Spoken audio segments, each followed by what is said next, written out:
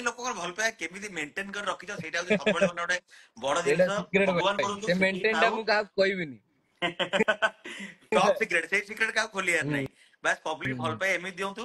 ଆଉ ଗୋଟେ ବଡ ମାନେ ରେକର୍ଡ ହବାକୁ ଯାଉଛି ବାବୁ ଭାଇ ପ୍ରଡକ୍ସନ 1 ମିଲିୟନ କୁ ଇଆଡେ ଅନଟାଲେଣ୍ଟେଡ ଗାଇ ଇନଷ୍ଟା 1 ମିଲିୟନ। ଦିଟା ପାଖାପାଖି କମ୍ପିଟିସନ ଚାଲିଛି, ଦେଖିବା କିଏ ଫାଷ୍ଟ ବାଜି ବହୁତ ମାତ ଶୀଘ୍ର କରୁଛି। ଆମ ବାବୁ ଭାଇ ପ୍ରଡକ୍ସନ ଆଉ 1 ମିଲିୟନ ହେଲେ ବାବୁ ଭାଇ ପ୍ରଡକ୍ସନ ରେ ତମମାନେ ଯେତେ ଶୀଘ୍ର ବାବୁ ଭାଇ ପ୍ରଡକ୍ସନ ରେ 1 ମିଲିୟନ କରିବ ସେତେ ଶୀଘ୍ର ତମମାନେ ମତେ ଆଜି ମୋବାଇଲ ପର୍ଦାରେ ଦେଖୁଛ, କାଲିକି ଆଉ ଟିକେ ନୁହେଁ ବହୁତ ବହୁତ ବହୁତ ବଡ ପର୍ଦାରେ ଦେଖିବ।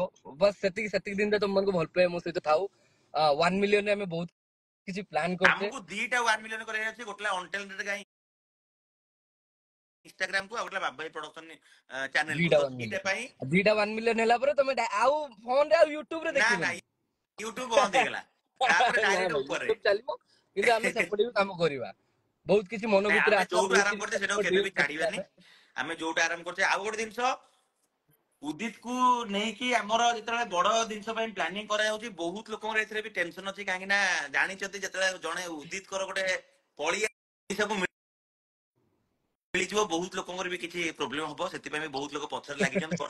ଯେତେ ଲାଗିଲେ ବି ଯୋଉଟା କମିଟମେଣ୍ଟ ହେଇଛି ସେ କମିଟମେଣ୍ଟ ଆମେ ଫୁଲଫିଲ କରିକି ଦେଖେଇବା। ସେଇଟା ସେ ଗୋଟେ ଥର 100 ଥର କମିଟମେଣ୍ଟ କରାଯାଇଛି ଯୋଉ ଜିନିଷ, ସେଟା 100% ଫୁଲଫିଲ ହବ। ତେଣୁ ଯେତେ ବାଧା ଆସୁ, ଯେତେ ବିଘ୍ନ ଆସୁ, ଯେତେ ଲୋକ ପଛରେ ଲାଗନ୍ତୁ, ଯେତେ ଲୋକ ଯାହା ବି କୁହନ୍ତୁ, ଆମର ଗୋଟେ ଟାର୍ଗେଟ ଆମେ ନେଇକି ଚାଲିଛେ 2 ବର୍ଷ ହେଲାଣି, ସେଟାକୁ ଆମେ ଫୁଲଫିଲ କରିବା।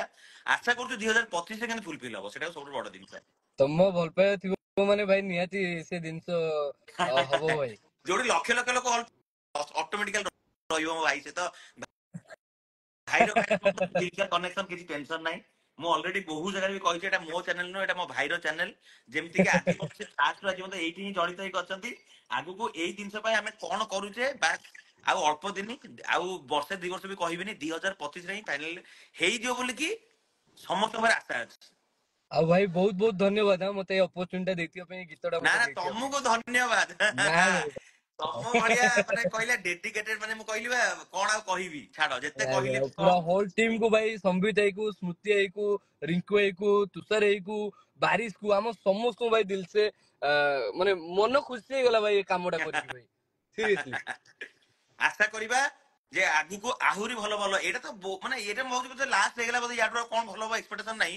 ଫିର ବି ଆଉ କିଛି ଭଲ ଆମେ କରିବା, ଯେମିତି ଯାହା ଦ୍ୱାରା କି ଉଦିତ ପ୍ରତି ଯୋଉ ଏକ୍ସପେକ୍ଟେସନ ଅଛି, ଯେ ଉଦିତ ଯେତେବେଳେ ଆସିବେ କିଛି ଗୋଟେ ନିଆରା ନେଇକି ଆସିବେ, ସେ ଏକ୍ସପେକ୍ଟେସନ ଆମେ କେବେ ବି ଠିକ ଭାଙ୍ଗିବାନି।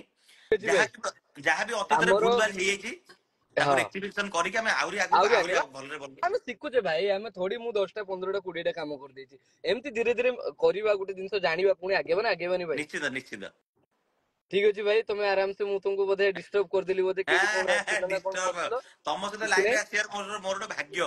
ଆରେ ନାଇଁ ଭାଇ ନାଇଁ, କିଛି ନାହିଁ, ସେମିତି କିଛି ନାହିଁ। ମୁଁ ଲୋକମାନଙ୍କୁ ସମସ୍ତଙ୍କୁ କାଲି 9ଟା ବେଳେ ବାବୁ ଭାଇ ପ୍ରଡକ୍ସନ ରେ ଆଖି ପଲକେ ମୁଁ ତୁ, ଯାହାକୁ ତମେ ମାନେ ଇନଷ୍ଟାଗ୍ରାମ ରେ ହଲଚଲ ସୃଷ୍ଟି କରିଦେଇଛ, କାଲି 9ଟା ବେଳେ ଆସୁଛୁ। ସବୁ ରେଡି ହେଇକି ଥାଅ, କାଲି ଧମାଲ ମଚେଇବା। ମୁଁ ବି ତମ ସହିତ ଲାଇଭ ରେ ଥିବି। ଆଉ ଭାଇ ତମେ ଟିକେ ଯଦି ଲାଇଭ ରୁ ଯାଆନ୍ତ, ମୁଁ ଟିକେ ମୋର 2-4 ଜଣ ଫ୍ୟାନ୍ସ ମାନଙ୍କୁ ଟିକେ ଯୋଉମାନେ ମତେ ଦେଖୁଛନ୍ତି ହଁ ତାଙ୍କୁ